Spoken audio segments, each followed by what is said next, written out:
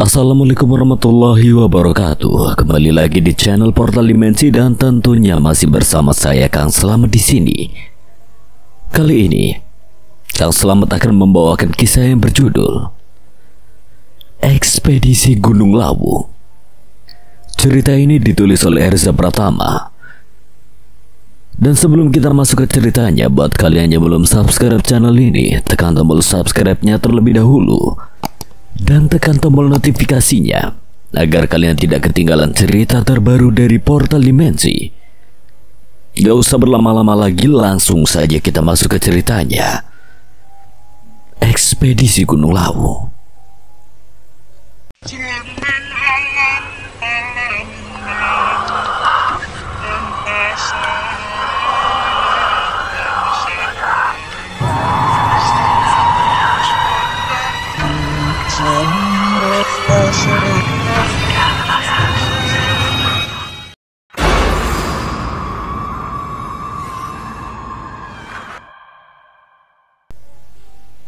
Jakarta 2013.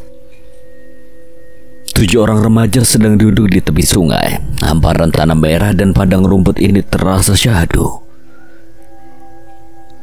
Semilir angin sore memanjakan siapapun yang singgah di sini. Angin-angin itu begitu lembut. Terlihat dari cara mereka membelai rumputan dan permukaan air sungai. Sebelum pada ngelanjutin sekolah mencar-mencar, kita jalan-jalan dulu lah naik gunung. Usap Andis, pemuda bertopi beni coklat yang sangat antusias membahas tentang agenda jalan-jalan tahunan mereka. Gunung Kembar. Celetuk pemuda jeans biru lengkap dengan seragam putih abu-abu yang baru saja menyalakan rokok. Lalu mengisapnya, kepulan asap perlahan keluar dan membaur dengan angin sore. Mantara namanya. Sebuah kelompok kecil yang berisi 7 orang pemuda indigo. Mereka sedang berkumpul dengan anggota lengkap di pinggir sungai dekat dengan lokasi bonfire yang saat ini sudah tidak ada. Bis kuning yang terbengkalai menjadi basecamp mereka sedari kecil itu sudah hampir 1 tahun dihancurkan demi proyek pembangunan, menyisakan lapangan tanah merah dan padang rumput yang luas sejauh mata memandang. Gunung beneran lah, Dir. PH juga lu. Tumben gue pikir lagi bercanda jorok, balas Dirga diiringi kekehan tipis. Setuju sama Dirga. Seletuk pemuda yang sedang membaca buku. Wajahnya sama persis seperti Dirga. Hanya saja ia mengenakan jaket bomber berwarna coklat dan rambutnya terlihat agak rapi ketimbang Dirga. Kembar biadab. Bolehlah naik gunung, kayaknya seru. Sambung pria dengan rambut agak ikal yang sedang berbaring di rumput dililiti selimut berwarna biru muda. Kei namanya. Seru kan? Kei menatap pemuda tampan yang sedang duduk menatapnya balik tanpa ekspresi. Sarung tangan hitam terpasang menutupi kedua tangannya. Pemuda itu menjawab pertanyaan Kei hanya dengan gelengan kepala. Ia tidak terlalu suka agenda outdoor yang merepotkan seperti naik gunung. Hal tersebut membuat Kei terlihat murung. Ayolah Tam. Lagi-lagi Tama menggeleng sebagai jawaban. Pemuda yang satu ini memang pelit suara. Emang lu gak kuliah? Timbal Tirta, kembaran Dirga yang sedari tadi asik membaca buku. Kei lebih tua 2 tahun di atas mereka semua. Ia sudah berada di jenjang kuliah. 6 orang lainnya masih baru dinyatakan lulus SMA dan sebentar lagi akan segera menyusul Kei. Anggap-anggap acara perpisahan ya. Celetuk pemuda bermodel rambut undercut dengan potongan samping tipis dihiasi ukiran garis. Andis menatap pemuda bernama Fajar atau yang sering dipanggil Ajay tersebut. Jai. Yang lain gimana? Tanya Tirta. Ia menutup bukunya dan fokus pada pembahasan ini agar tidak sekedar menjadi wacana belaka. Dirga meletakkan rokoknya di asbak yang ia bawa sendiri. Ia pun kini serius. Boleh, yang lain gimana? Izin orang tua mau kemana? Yakin boleh naik gunung? Gua sama Tirta sih santai, nggak punya orang tua, nggak butuh izin, nggak ada yang khawatir. Kalian kan beda. Kay juga serius. Kini pemuda itu beranjak dari tidurnya dan duduk sambil mengenakan selimutnya hingga terlihat seperti Superman. Tatapannya kini beralih pada seorang pemuda berseragam keluar. Gimana menurut lu, Tom?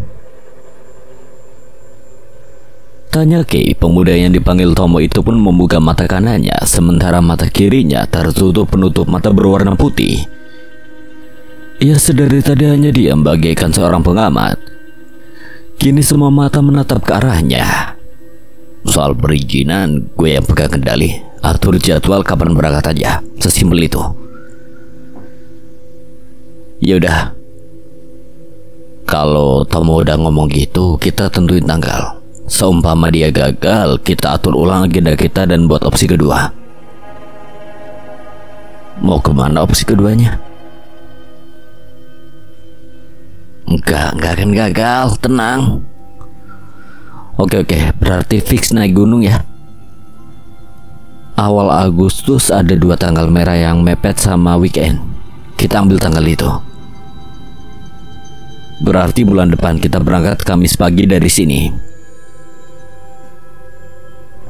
Sambung Dirga yang merapat pada bahu Tirta ikut menatap kalender di ponsel kembarannya tersebut. Naik apa? Kereta terus ngeteng. Gue yang prepare semua budgeting transport kalian berangkat sama pulangnya. Kalian cukup siapin barang-barang buat kebutuhan bareng dan pribadi aja. Kita ke Lawu. Jawab Dirga menyeringai dan mengambil kembali rokoknya yang masih mengepul. Tidak ada yang protes. Semua sepakat untuk melakukan pendakian ke Gunung Lawu. Sinar mentari merayap pelan di udara, menyebarkan kehangatan pada bumi. Kay duduk di bawah pohon rindang di basecamp Candi Ceto. Mata sayunya perlahan terbuka. Selimut biru yang selalu ia kenakan menempel di seluruh tubuhnya, menyisakan bagian terbuka pada wajahnya hingga ke dada. Suara angin sepoi-sepoi dan nyanyian burung menciptakan simfoni yang merdu. Ia telingak-telinguk mencari seseorang yang ia kenali. Hingga tak sengaja matanya menangkap kehadiran Dirga yang sedang duduk sambil merokok di salah satu warung. Kay bangkit dan berjalan ke arah Dirga. Yang lain pada kemana? Dirga membuang asap rokok sambil menoleh ke arah Kay. Nah, si kampret udah bangun nih. Yuk berangkat. Mendengar suara Dirga yang cukup keras membuat anak-anak yang agak terpencar itu berkumpul di depan warung. Aroma petualangan. Kay diam terpaku menatap puncak Gunung Lawu yang menjulang di kejauhan. Melihat pemuda itu, yang lain pun ikut melihat ke arah yang sama. Seru. Tas carrier besar yang berisi peralatan dan bekal untuk perjalanan mereka terangkat dari tanah. Tirta menghela napas sambil berjalan membawa tas tersebut hingga dirinya berdiri di dekat Kay. Tapi kalau tiba-tiba lu ketiduran jadi gak seru lagi, ucap Tirta pada pria bermata sayu itu. Kay mengambil sesuatu dari dalam tas kecil yang menyelang di tubuhnya. Tenang, gue udah bawa ini. Ia menunjukkan satu strip obat pada teman-temannya. Apaan tuh? Obat tidur? Bego, jelas-jelas sedikit tukang tidur. Ngapain coba bawa obat tidur? Obat bangun itu mah. Udah. Dirga bangkit sambil menenteng tasnya yang tidak kalah berat dengan tas yang Tirta bawa. Rokok di tangannya sudah habis dan ia buang di atas asbak. Orang itu obat pelangsing. Andis dan Dirga tertawa bersama sambil menempelkan tos tinju. Orang itu obat rambut. Ajay ikut tertawa. Di tengah suasana jenaka itu, Tirta menatap ke arah Tama yang masih duduk sambil memainkan PlayStation Vita yang ia bawa. Tam, ready nggak? Tanpa kata-kata, pria tampan itu menyudahi permainannya. Ia memasukkan konsol permainan miliknya ke dalam tas kecil yang ia bawa seperti Kay. Lalu berdiri sambil mengenakan tas daypacknya. Sorot matanya menatap Tirta seakan berkata ready. Kini Tirta menatap lagi pada seseorang yang sedang berbaring di kursi warung dekat posisi Dirga. Wajahnya tertutup sebuah jaket merah yang ia jadikan selimut. "Lu ready gak, Cul?" Ucul menyingkirkan jaket merah itu dari wajahnya dan langsung mengenakannya untuk menutupi kaos hitam yang ia pakai. "Ayo." Ucul ia beranjak dari duduknya dan berkumpul bersama yang lain membuat lingkaran. Mereka bertujuh saling merangkul. "Sebelum kita nanjak, kita berdoa dulu. Satu pesan gue. Naik bertujuh, turun bertujuh. Berdoa mulai." Bentar. "Cul, lu ikut doa?" "Ikutlah, gue punya agama beda sama yang satu ini." "Oh iya, satu lagi. Nama gue Tomo, bukan Ucul." "Lah si kamret ngeselin kemana? Tidur?" Ucul menatap tajam satu persatu wajah teman-temannya. Memang berbeda hari ini, ia tampak kalem dan terkesan pendiam. Tidak seperti kepribadian lainnya yang selalu bertingkah dengan menggila. "Dia nggak di sini, sekarang gue sendiri." "Oh ya udah, sekarang berdoa." "Oke, sebaik-baiknya mantra ialah doa. Berdoa mulai." Mereka pun memejamkan mata dan saling menguatkan satu sama lain dalam doa. Setelah itu mereka membuka mata perlahan secara bersamaan dan ekspedisi pun dimulai. "Maju, jalan!" Kim memulai langkah pertama. Ia berdiri di depan memimpin perjalanan. Pria bermata sayu itu mengawali ekspedisi di Gunung Lawu ini dengan penuh semangat, seakan siap menghadapi semua rintangan yang menanti di depan. Dirga menarik tas daipek pemuda itu hingga membuat langkah kaki terhenti. Selimut birunya ia lilitkan di tubuhnya seperti kemban sehingga tasnya berada di luar. "Tunggu, lu mau kemana?" Kim menunjuk puncak Lawu. "Atas itu."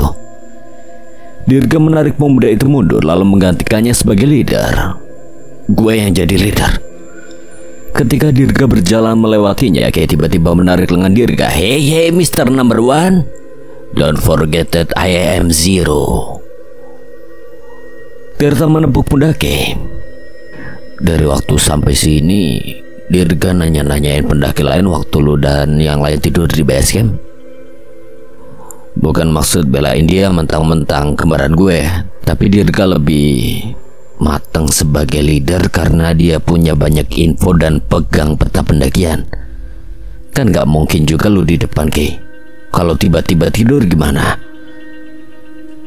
Kay memicingkan mata seolah tidak terima, namun di tengah sisi egoisnya Tama memberikan kode untuk mendekat. Kay pun berjalan ke arah Tama dan Tama membisikkan sesuatu padanya. Tidak ada yang tahu apa yang Tama bisikan kala itu. "Oh, oke, gue di tengah," ucap Kay yang tiba-tiba jinak-jinak berpati. Tirta menghela napas sambil menatap ke arah Tama. Tama mengacungkan jempol pada Tirta seolah berkata, "It's okay." Urutan pada ekspedisi Lawu kali ini adalah Dirga sebagai leader, diikuti oleh Tirta di belakangnya. Di belakang Tirta ada Ajay, Tama, Kay dan Andis. Terakhir Tomo dan Ucul yang menjadi sweeper menjaga barisan dari belakang. Langit pagi masih cerah dan udara sejuk hutan Lawu menyapa dengan gembira. Di sekitar mereka perkebunan warga dan pepohonan hijau rimbun menciptakan bayangan yang teduh. Awal perjalanan ini memberikan kesan yang tenang dan damai, seolah-olah alam sendirilah yang menyambut mereka. 7 pemuda itu berjalan dengan antusias. Setapak demi setapak mereka lewati menuju ke tahapan awal, yaitu pos 1 Mbah Beranti yang berada di ketinggian 1702 mdpl. Ajay keluar dari barisan dan berjalan cepat menyusul Dirga. "Dir, gue mau nyampein sesuatu." "Apaan?" "Kalau nanti ada yang nanya soal jarak atau waktu, lu bilang aja sebentar lagi ya, atau udah deket, buat memacu semangat mereka biar nggak turun. Permainan psikologi aja sih. Takutnya kalau tahu jaraknya masih jauh dan estimasi waktunya masih lama mereka down." "Oke. Makasih banget buat pesan lu, Jay." "Sama-sama." Setelah selesai dengan urusannya, Ajay memperlambat langkah hingga ia kembali ke posisinya. Di sisi lain, Andis tersenyum sambil menghirup napas dalam-dalam. Ini baru aroma kehidupan. Suara alam membentuk latar belakang yang harmonis menemani perjalanan mereka. Nyanyian burung, gemericik air sungai yang mereka temui di sepanjang jalan, dan hembusan angin yang segar, semuanya menjadi bagian dari lagu alam yang memadukan mereka dengan keindahan lawu. Gue punya tebak-tebakan nih. Lu pada tahu nggak kenapa ikan nggak pernah main kartu? Karena ikan bego. Salah. Another answer. Lah kok salah? Lu juga bego tapi pernah main kartu? Lu dongo. Lu tolol. Lu idiot. Udah jangan berantem. Emang apaan jawabannya, Dis? Udah pada nyerah nih. Ya karena ikan nggak punya tangan lah. Gimana caranya dia main kartu coba? Ya ular juga buntu, kenapa kagak ulet aja? Kenapa harus ikan? Kartu aja lepek kena air. Bisa dong jawabannya gitu. Kok lu dongkol sih, Dir? Dia suka-suka gue lah. Sekarang gue nanya balik, kenapa ikan takut kolam renang? Ya karena banyak orang. Salah, Andis. Karena nggak ada oksigen kayak di kolam ikan atau akuarium. Salah. Nyerah dah, kenapa ikan takut sama kolam renang? Karena di situ ada ikan paus. Goblok lu ya. Lah, suka-suka gue lah. Lu kagak ngerti cara main tebak-tebakan, Dir. Dah, lu berdua kayak bocah aja. Ini main tebak-tebakan personal apa gimana? Dirga dan Andis terdiam mendengar ucapan Tirta. Di tengah suasana canggung itu, Tirta kembali berucap, Jay, kasih satu tebak-tebakan lagi buat si Andis sama Dirga, Jay. Kalau mereka emang nganggep yang tadi itu ajang perlombaan, sekarang yang bisa jawab tebak-tebakan lu menang. Kok gue kenapa nggak lu aja, Dir? Udah kasih aja apaan kek? Kenapa Ucul selalu pakai penutup mata satu? Karena kalau dilepas, dia bisa lihat alam kematian dan bisa pindah ke alam itu.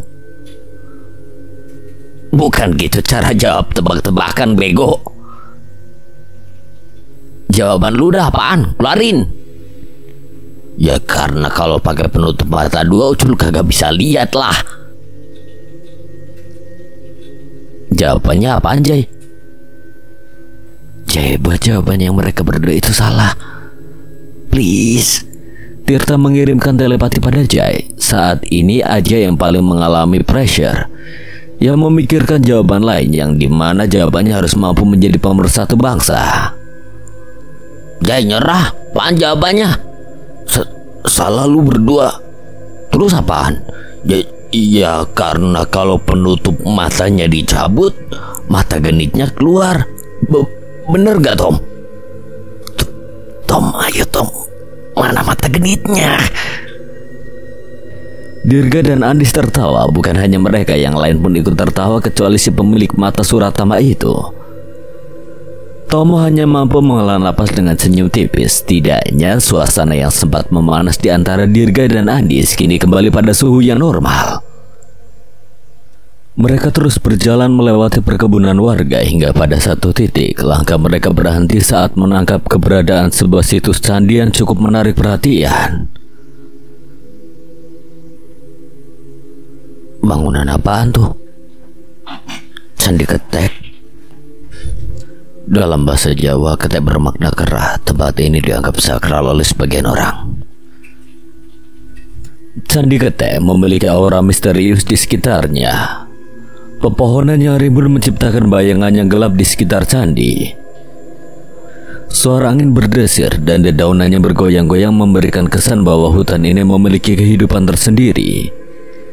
Tiba-tiba Andis mendekat ke candi tersebut dan berjalan menirukan gestur monyet sambil menirukan suaranya. Dulu ada banyak kera yang berkeliaran di sini, tapi sekarang udah gak ada. Andis tiba-tiba berhenti dan menuju bangunan tersebut. Lah itu banyak monyet. Dis, turunin tangan lu. Gue koreksi kata-kata lu, Ke. Lukanya gak ada tapi gak kelihatan. Andis terdiam dengan senyuman bodoh dan menurunkan tangannya. Oh, sorry. Ia seringkali tidak bisa membedakan mana yang memang terlihat dan mana yang tidak terlihat. Mungkin karena matanya sudah terlalu banyak melihat mereka yang tidak terlihat. Dirga, Tirta, Ajay, dan Tama saling berpandangan. Di antara mereka bertujuh, 4 orang itu tidak bisa melihat apa yang dimaksud oleh Andis dan Ucul. Gimana? Bercanda kan? Dari gelagatnya ia terlihat takut. Tama menyeringai. Dasar pengecut, gitu aja takut. Ia pura-pura menjadi kepribadian lainnya meskipun ia tidak suka. Itu semua untuk menjaga mental teman-temannya. Andis pun terbahak-bahak sambil menatap Ajay. Sorry. Tirta yang paham perihal kebenaran pun berusaha menutupinya. Yaelah Dis, ini di gunung loh, jaga sikap lu, jangan nakut-nakutin orang. Iya sorry, nggak lagi kok. Sorry Jay. Lu kampret. Mereka pun kembali bergerak meninggalkan Candi Kete dan melanjutkan perjalanan. Namun aura mencekam dari situs purbakala itu masih terasa mengejar, meninggalkan rasa takut dan was-was di hati mereka. Sementara ke-6 orang di depan melanjutkan langkah, Tomo diam sejenak menatap ke arah Candi Kete. Ia terlihat lebih tenang dari biasanya. Matanya memicing ketika merasakan aura mistis dari situs tersebut. Namun dengan cepat ia alihkan pikiran negatifnya dan kembali melangkah mengejar rombongan. Tanpa mereka sadari, sebuah mata merah menyala memandang mereka bertujuh dari dalam candi tersebut. Jarak dari base camp ke pos 1 Mbah Beranti kurang lebih sekitar 764 meter. Kondisi medan masih landai dan belum terlalu menanjak. Setelah 1 jam berjalan, akhirnya rombongan mantra pun tiba di pos tersebut dan beristirahat sejenak sebelum bergerak kembali. Dari arah atas, ada rombongan yang baru saja turun. Dirga dan rombongan mantra menyapa dengan senyum dan rombongan mereka pun membalas senyuman para mantra. Rombongan dari mana, Mas? Tanya pendaki muda yang baru saja turun bersama 3 orang lainnya. Jakarta, kalau abang. Mau saya dari Magelang. Cuaca di atas gimana bang? Aman? Cerah sih dari semalam, tapi kalian tetap harus siaga ya. Cuaca di pegunungan bisa berubah cepat kapan aja. Bawa perlengkapan hujan kan? Bawa kok. Makasih peringatannya ya bang. Setelah sedikit perbincangan itu, para rombongan tersebut turun. Sementara rombongan mantra bergerak kembali menuju pos 2 Brakseng yang berada di ketinggian 1906 mdpl. Vegetasi dari pos 1 menuju pos 2 mulai lebat. Rombongan mantra memasuki kawasan hutan yang didominasi oleh pepohonan puspa dan damar. Kondisi medan yang ditempuh sedikit lebih menanjak dari sebelumnya. Mereka terus berjalan hingga kurang lebih 1 jam. Namun kali ini mereka tidak beristirahat dan lanjut bergerak kembali menuju pos 3 Cemorodowo yang berada di ketinggian 2250 mdpl. Kondisi medan dari pos 2 menuju pos 3 lebih terjal dari sebelumnya sehingga mereka bertujuh lebih berhati-hati selama di perjalanan. Rombongan mantra ditemani tanaman akasia yang berada persis di kiri dan kanan jalur pendakian. Ajay menoleh ke belakang karena suasana di belakang agak sepi begitu Andis cenderung diam. Aduh capek banget, gue istirahat dulu lah. Ajay langsung duduk di tepi jalur. Memang medan menuju pos 3 ini agak berat, tapi sebenarnya Ajay lebih mengkhawatirkan kondisi Tama yang kelelahan, tapi tidak berkomunikasi sama sekali. Alhasil ia yang peka terhadap kondisi mental rekan-rekannya harus menjadi perantara dan mengatur tempo. Break dulu guys lah, ucap Dirga yang menghentikan langkah dan ikut duduk di pinggir jalur. Kayak meratap selimutnya. . Dingin gak? Tamu mengangguk. Memang udara di sini mendadak turun agak tidak wajar, padahal tidak dalam kondisi hujan ataupun habis hujan. Kay menyelimuti Tama dengan selimutnya, lalu ia berjalan ke belakang dan berdiri di sebelah Tomo yang sedang menatap ke belakang barisan. Liatin apa, Tom? Enggak. Jangan dipikirin. Selama kita nggak ganggu, mereka nggak akan ganggu kita. Tomo kini menatap tajam ke arah wajah Kay dengan satu matanya. Kalau emang nggak ganggu, harusnya nggak ngikutin mereka penghuni candi tadi. Terus harus gimana? Dirga menatap ke arah Tirta yang sedang memperhatikan Kay dan Tomo dengan raut was-was. Melihat ekspresi Tirta, Dirga merasa ada kejanggalan yang tidak ia sadari. Sudah dari dalam rahim ia mengenal pemuda yang satu itu, Dirga sudah cukup paham gelagat wajah Tirta. Dari dalam tas kecil yang ia bawa untuk menampung dompet, ponsel dan juga rokok, Dirga juga mengeluarkan sekotak kartu juga yang berada di antara barang-barang pribadinya. Dirga meletakkan tumpukan kartu tarot di atas tanah yang rata. Angin sepoi-sepoi dan suara riak daun di hutan ikut serta dalam proses pemilihan kartu. Sinar matahari sesekali menyinari kartu-kartu tersebut melalui celah-celah dedaunan, menciptakan kilauan seolah pertanda dari alam. Dengan fokus yang tinggi, Dirga merasakan sekumpulan energi di antara kartu-kartu yang disinari cahaya matahari. Ia membiarkan jarinya menyentuh kartu-kartu tersebut. 3 kartu yang terpilih dianggapnya sebagai pertanda tentang perjalanan mereka. Dirga membalik kartu pertama. Terpampanglah sebuah kartu bergambar menara yang runtuh tersambar kilatan petir. The Tower. Kartu yang bisa jadi isyarat tentang perubahan mendadak dan kejutan yang enggak terduga. Kayaknya perjalanan ini bakal diwarnain sama beberapa perubahan suasana dan kejutan-kejutan kecil. Kemudian Dirga membalik satu kartu selanjutnya. Sekilas matanya berkedut menatap kartu bergambar iblis. The Devil. Bicara iblis berarti bicara tentang godaan, ketakutan, atau kekuatan gelap. Dalam situasi kayak gini, kemungkinan bakal ada teror yang mengintai dalam perjalanan ini. Dirga meneguk ludah menatap kartu terakhir yang masih tertutup. Perasaannya agak buruk, tetapi karena sudah terlanjur masuk ke dalam permainan, ia pun membuka kartu tersebut hingga menampilkan gambaran bulan terang di langit yang agak mendung. The Moon. Masih ada hal yang abu-abu dan misterius di perjalanan ini. Entah apa itu, tapi yang jelas ini peringatan untuk terus waspada. Dirga yang sedang melamun tiba-tiba merasa diperhatikan. Sontak ia menoleh ke arah Tirta, dan benar saja, pria itu sedang menatap ke arahnya. Sial, kelupaan ada ini orang. Jika Dirga memiliki kemampuan supranatural yang mampu memprediksi masa depan dengan prekonisi lewat pertanda alam, kartu tarot, mimpi, bahkan visualisasi pikiran, maka Tirta pun memiliki kemampuan supranatural juga, tetapi berbeda dengan Dirga. Tirta mampu mengirimkan telepati dan berkomunikasi telepati 2 arah dengan pengguna telepati lainnya. Selain itu, kemampuan telepatinya memungkinkan Tirta mampu membaca pikiran orang lain. Tirta berjalan ke arah Dirga, meninggalkan tas carrier-nya di tanah. Dir, gimana nih?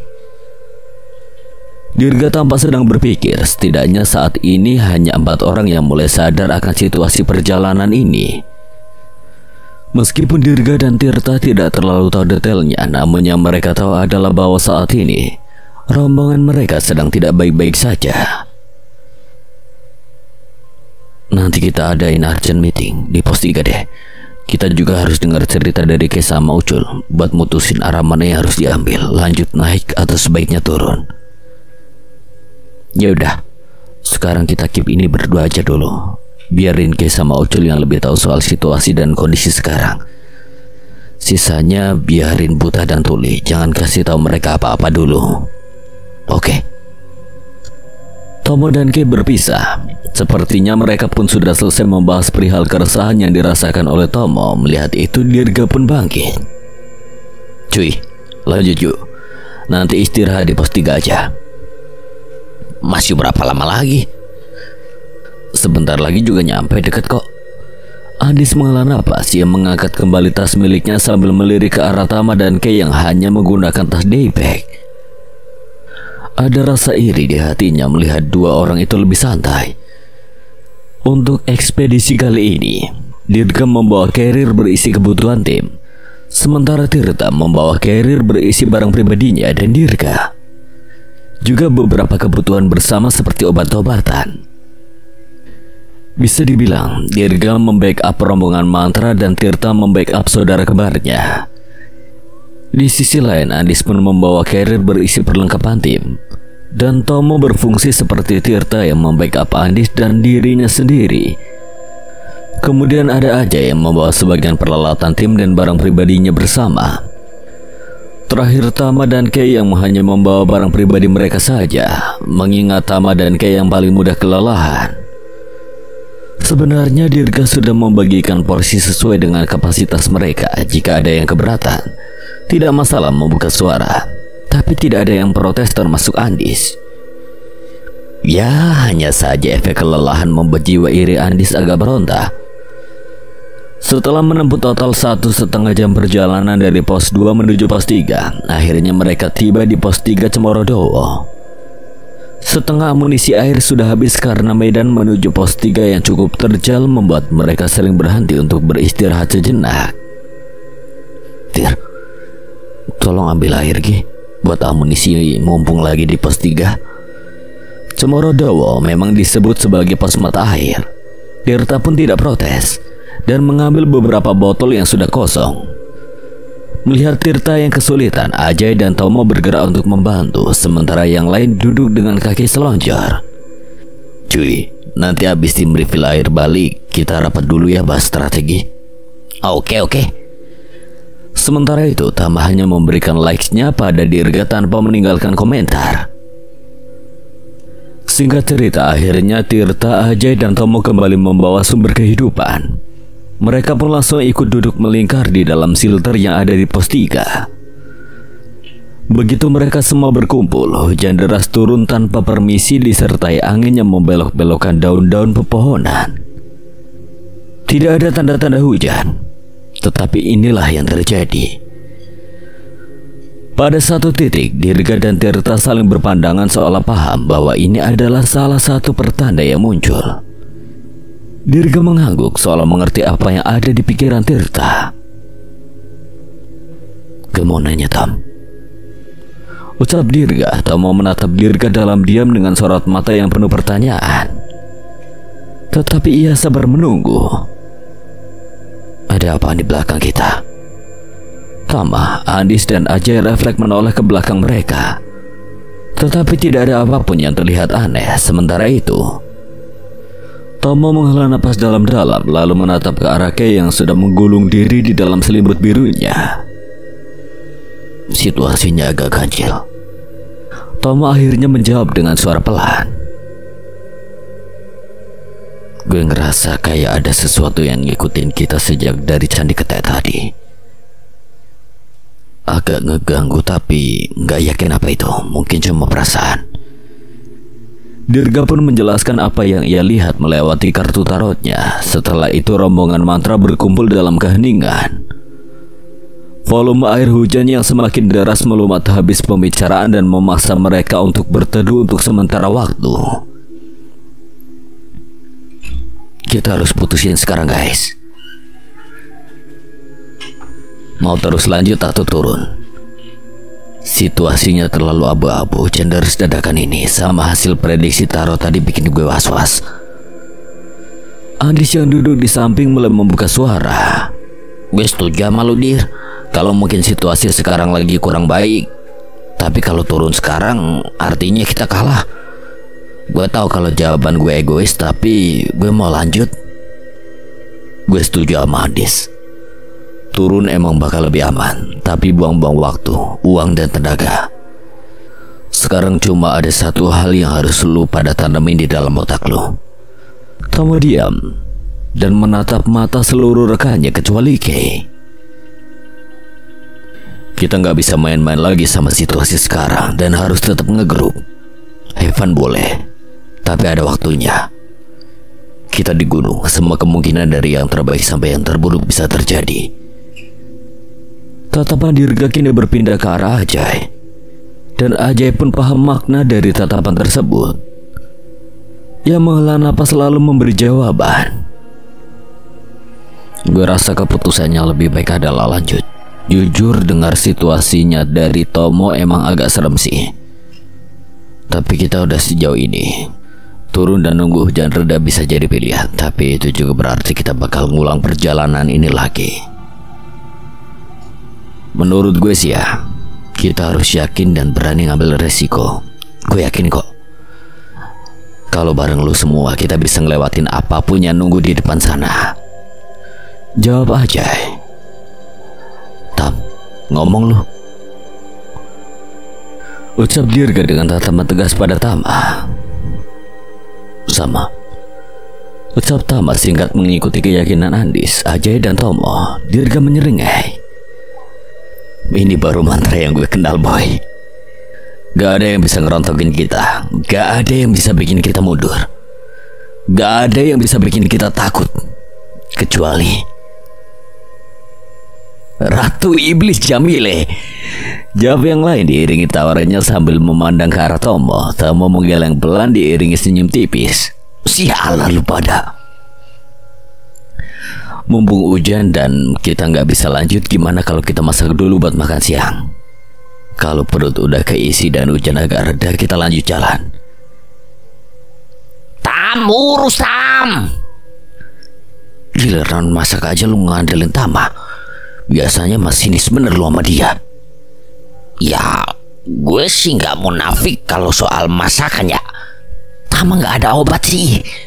Sini, gue bantu siapin. Lu butuh apa Tam? Bilang sini. Andis dan Tirta menyiapkan peralatan dan bahan-bahan untuk makan siang, sementara Tama yang akan memasak untuk mereka. Di tengah hujan badai dan tekanan spiritual ini, rombongan mantra masih bisa tertawa menikmati perjalanan mereka. Ya, mungkin ini semua karena hari belum gelap. Setelah istirahat, sholat, makan, dan berteduh sekitar 3 jam, akhirnya para rombongan mantra memutuskan untuk menerobos hujan dengan mantel. Mengingat angin sudah lebih jinak dari sebelumnya, jalur dari pos 3 menuju pos 4 cukup menanjak. Di daerah ini pohon pinus menjadi teman yang menemani di sekitar jalur pendakian. Karena medannya ditempuh licin, tempo mereka pun menurun dan butuh waktu sekitar 2 jam untuk bisa sampai ke pos 4. Sesampainya di pos 4, hujan sudah berhenti, tapi kabut mulai menyelimuti pandangan. Rombongan mantra beristirahat sejenak sambil mengatur ulang strategi. Dirga mengambil tambang dari tasnya lalu melilitkannya ke tubuh. Setelah itu, ia oper ke Tirta. Tirta pun mengikat tambang tersebut ke tubuhnya lalu mengopernya ke belakang. Kasih jarak 5-6 meter ke orang yang di belakang. Karena kabutnya makin tebal, jarak jangan terlalu jauh. Kalau di tengah jalan ada yang mau istirahat, bilang aja, kita berhenti. Tapi jangan lepas tambangnya, paham? Paham? Nanti di pos 5 nggak ada filter. Gue rasa kita nggak perlu istirahat di sana. Kalau capek istirahat aja nggak apa-apa. Jadi nggak usah terpaku sama pos 5. Emang gitu niatnya, Cul. Dari pos 5 kita langsung ajar ke puncak Menjangan. Sekarang udah sore. Estimasi sampai di sana itu pas sudah gelap. Pokoknya sampai Gupak Menjangan kita istirahat total. Buka tenda, terus lanjut jalan lagi 2 jam sebelum matahari terbit. Kita incar sunrise. Tidak ada yang protes. Setelah seluruh anggota rombongan mantra sudah mengenakan tambang tersebut di pinggang mereka, Dirga langsung memulai langkah pertamanya dari pos 4 menuju pos 5. Hari sudah sore, ditambah kabut yang mulai menebal. Ini bukan sesuatu yang bagus. Oke, jangan tidur di jalan, seru Tomo dari belakang. Semua terkekeh meskipun jarak pandang mereka hanya sampai 1 orang di depan dan 1 di belakang saja. Kini Dirgalah yang menentukan apakah mereka berjalan di jalur yang benar atau justru kabut ini menjadi kejutan lain yang akan menyesatkan mereka. Dirga tidak terlalu memikirkannya. Ia hanya fokus berjalan dengan sebuah senter di tangannya. Perjalanan semakin sulit di tengah kabut tebal yang menyelimuti jalur. Langkah mereka terasa lebih berat, dan kerap kali harus berhenti sejenak untuk memastikan jumlah rombongan dan mencari arah yang benar. Di belakang, Tomo berjalan mengikuti arah tali dengan hati-hati. Hanya ada Andis yang berjalan tidak jauh dari depannya. Selebihnya tertutup kabut tebal. "Berhitung!" seru Dirga dari arah depan. Wujudnya tidak terlihat di mata Tomo. Satu persatu suara hitungan pun terdengar merambat dari arah depan, menjadi absen untuk Dirga. 6 7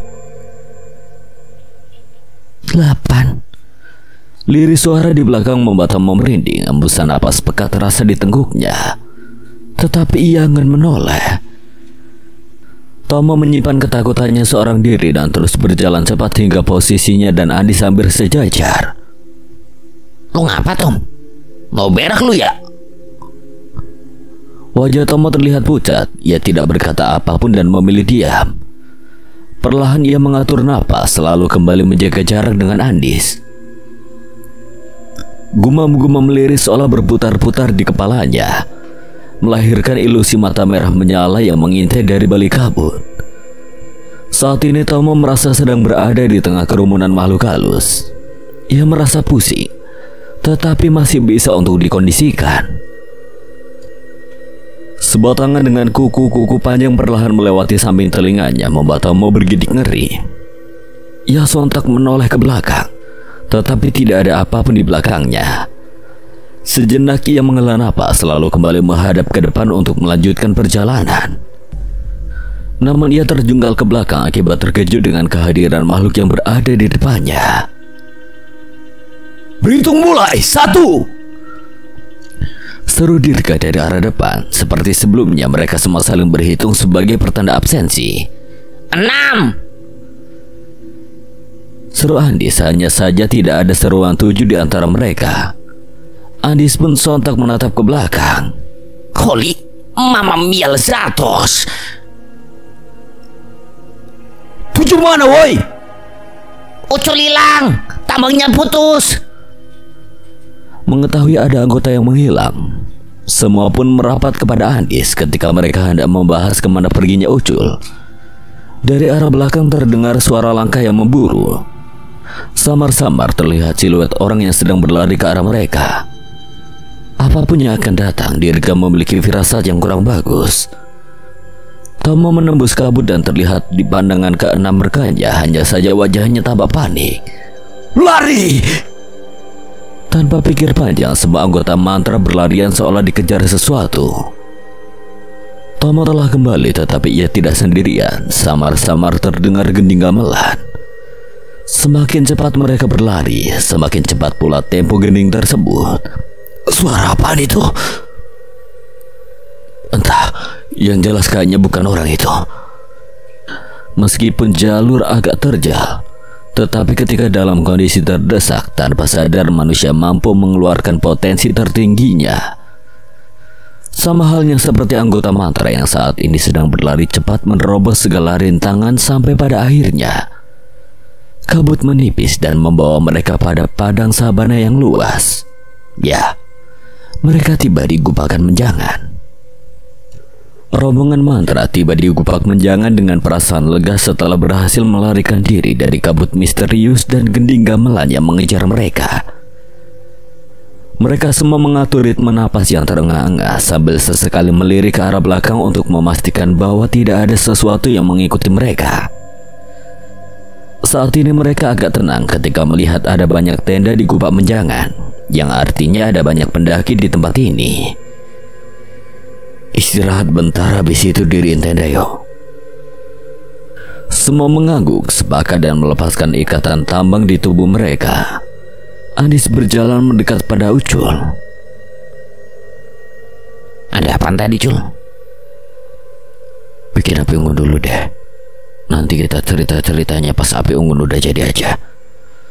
Utul langsung bangun kembali dan menyiapkan api unggun. Di sisi lain, Dirga mengeluarkan tenda dari dalam tas yang ia bawa. Dir, tolong bantu buka sama pasangin pasaknya ya.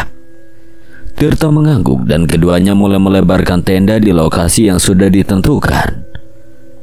Mereka meletakkan tenda dengan hati-hati, memastikan dasar tenda rata dan tidak ada batu atau akar yang mengganggu. Selanjutnya mereka mulai memasang tiang tenda, menyusun mereka di lapisan tanah yang kuat. Sementara itu, Ajay dan Tama sibuk dengan tenda kedua. Mereka berdua berdiri di samping tenda yang sudah terbuka dan siap untuk dirakit. Ajay membuka tas perlengkapan tenda, sementara Tama mengamati desain dan struktur tenda dengan cermat. Setelah tenda pertama mereka berhasil dipasang, Dirga dan Tirta membantu Ajay dan Tama untuk merakit tenda kedua. Mereka bekerja sama agar tenda-tenda mereka benar-benar kokoh dan siap untuk melindungi mereka dari udara dingin yang menggigit. Tam, lu prepare makan malam aja, biar gue bertiga yang lanjutin. Tama mengacungkan jempol andalannya lalu pergi menyiapkan kebutuhan masak. Saat tenda-tenda mereka sudah berdiri, Dirga dan Tirta menghampiri Andis dan Ucul yang sedang mengatur kayu bakar. Di sisi lain, Tama memasak nasi dengan kompor portable, sementara Ajay menyiapkan sayuran dan daging untuk dimasak di atas api unggun. Suasana perkemahan mulai terasa hangat dan ceria, meskipun ketegangan dari peristiwa sebelumnya masih terasa di udara. Setelah semua persiapan beres, mereka semua makan malam di depan perapian. Andis yang selalu menjadi poros keceriaan rombongan mencoba mengalihkan perhatian dari peristiwa sebelumnya. Gara-gara si bajak laut kita jadi lari-larian. Kenapa sih tadi? Ada apaan? Kini semua mata menatap ke arah Tomo alias Ucul. Pria dengan penutup mata satu berwarna putih itu menggeleng sambil terkekeh. Gitu tuh kalau si bangke bangun langsung bikin ulah kan. Tomo berusaha berbohong agar yang lain tidak kehilangan nyali mereka sekalipun harus mengkambing hitamkan kepribadian lainnya. Namun dari gelagatnya, Ajay paham bahwa Tomo sedang berbohong. Tirta pun tahu karena sempat menguping isi pikirannya. Tetapi mereka berdua memilih diam. Intinya tetap harus hati-hati. Kita ini tamu di sini. Jadi jaga sopan santun. Gimana? Tanya Dirga yang tidak menemukan kehadiran Kay di antara mereka. Wah, gawat ini. Andi segera bangkit diikuti yang lainnya. Mereka semua serempak menatap ke arah hutan sambil menengguk ludah. Mengingat Kay bisa saja tertidur di segala kondisi dan situasi. Bisa jadi pria itu tertinggal karena ketiduran. Tadi yang di belakang ngerasa ngelewatin Kay nggak? Andis dan Ucul menggeleng. Mereka pun tidak menyadari apapun saat berlari tadi. Cari. Dirga hendak pergi, tetapi suara dengkuran membuat semua menoleh ke arah salah satu tenda mereka. Semua saling bertatapan dan mengintip ke dalam tenda. Seketika itu mereka merasa lega ketika menemukan Kay yang sedang tertidur di dalam tenda tersebut. Setidaknya pria berambut agak ikal itu tidak tertinggal di dalam hutan. Sisain makanannya buat Kay, nanti bangunin dia Tam. Belum makan tuh si Kay.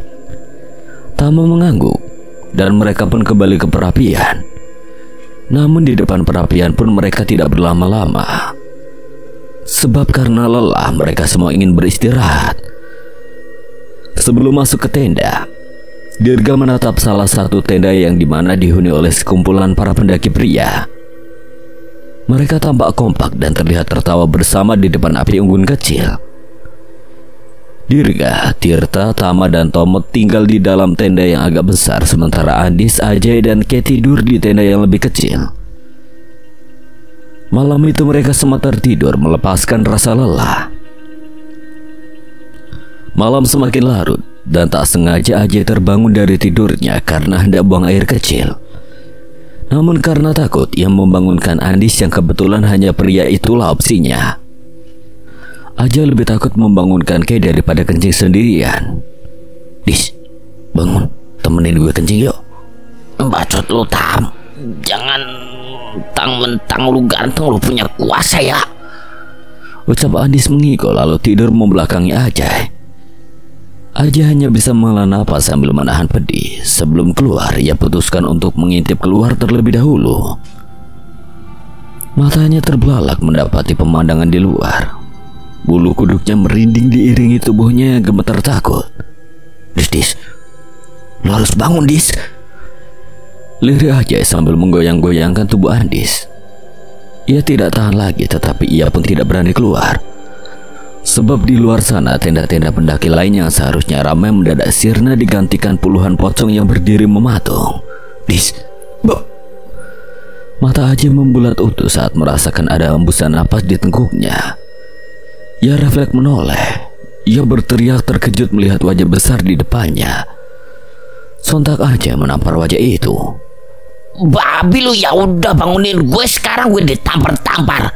Ngapa sih lu?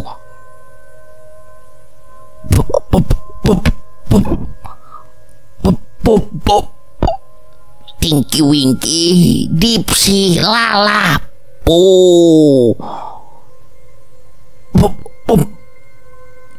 Andis menempeleng kepala Ajay. Pocong Dis, pocong di luar, minggir lo. Andis menggeser posisi Ajay dan mendekat ke arah jendela tenda. Where is my pokong? Ia membuka kainnya menutupi jendela. Astagfirullah, mungkin gile lu. Begitu Andis membuka jendela, sosok pocong itu sudah menunggu dengan posisi menunduk, menatap ke arah jendela tepat di depan mata Andis tadi. Andis sempat berpandangan dengan makhluk berwajah hancur itu beberapa detik. Tiba-tiba dari luar seperti ada yang menggoyang-goyangkan tenda. Samar-samar mulai terdengar suara seperti wirid yang ramai dari arah luar. Tapi bacaan yang dilantunkan bukanlah kalimat-kalimat Allah. Ajay dan Andis saling berpelukan karena takut. Mereka menangis karena tidak tahu harus berbuat apa. Meskipun Andis indigo, tetapi ia tidak pernah secara langsung berurusan dan diganggu seperti ini. Kakinya menendang-nendang Kay, tetapi pria itu tertidur seperti mayat. Ajay dan Andis berpandangan dalam rasa takut. Mereka terperangkap di dalam tenda sementara suasana di luar semakin mencekam. Sosok pocong di luar tenda tetap menunggu dengan posisi menunduk, dan suara wirid yang tidak lazim semakin memenuhi malam di gupak menjangan. Andis mencoba untuk tetap tenang meskipun hatinya berdebar kencang. Jay, kita harus cari tahu apa yang terjadi di luar. Kita nggak bisa tinggal di dalam tenda selamanya. Sana lo keluar. Kok gue lu aja sana? Pada akhirnya Andis terpaksa menggunakan otaknya yang sudah lama tidak pernah berpikir. Gue coba komunikasi dulu. Siapa tahu mereka cuma butuh sesuatu atau mau ngusir kita doang dari sini. Andis memejamkan mata dan berusaha fokus kali ini. Begitu matanya terbuka, ia seperti orang yang berbeda. Tatapannya tajam dan auranya terasa menenangkan. Halo, assalamualaikum. Waalaikumsalam. Mereka kembali berpandangan. Gue gak ngucap salam sama lu. Terus lu berharap setan-setan ini ngucap waalaikumsalam gitu? Aneh lu. Saat sedang bertengkar, tiba-tiba suara riuh di luar mendadak sirna dan tenda kembali diam seperti semula. Ajay dan Andis merasa lega, tetapi di sisi lain mereka pun semakin was-was. Nah, lo tiba-tiba ning. Andis menatap Ajay, tetapi telinganya berusaha mendeteksi suara-suara di sekitar tenda. Dis, kita keluar bareng gimana? Pindah ke tenda sebelah. Si mayat itu gimana? Gue bawa deh. Gue aja. Andis mendekati Kay berusaha membangunkannya, tetapi Kay belum juga terbangun. Ia pun terpaksa harus menggendong Kay di punggungnya. Yuk, tapi lu dulu aja. Gue kan bawa orang. Sialan lu, Dis. Jadi ini akal bulus lu, biar gue yang jadi tumbal? Enggak kok. Ajay memberanikan diri untuk keluar demi mengungsi ke tenda pertama. Langkahnya mendadak berani dan akhirnya keluar dari tenda. Andi segera mengikuti, hanya saja baru keluar ia menabrak tubuh Ajay. Jalan woi. Dis, kena tepu kita Dis, ucap Ajay dengan ada gemetaran. Andi terbelalak menatap sekitarnya, yang mana pocong-pocong itu masih berada di sekitar mereka. Keheningan ini hanyalah jebakan. Damn, it's a prank. Mundur Dis, kita masuk lagi ke tenda deh. Nyali Ajay mendadak ciut, mengingat bahwa di depan tenda Dirga ada satu pocong yang menutupi jalan masuk mereka ke tenda pertama. Namun begitu mundur, tak sengaja Ajay menginjak salah satu ranting kering yang sempat mereka jadikan kayu bakar untuk api unggun sebelumnya. Kayu itu terjatuh di sana. Serempak pocong-pocong yang berada di gupak menjangan menoleh pada satu titik yang sama, di mana Ajay menjadi pusatnya.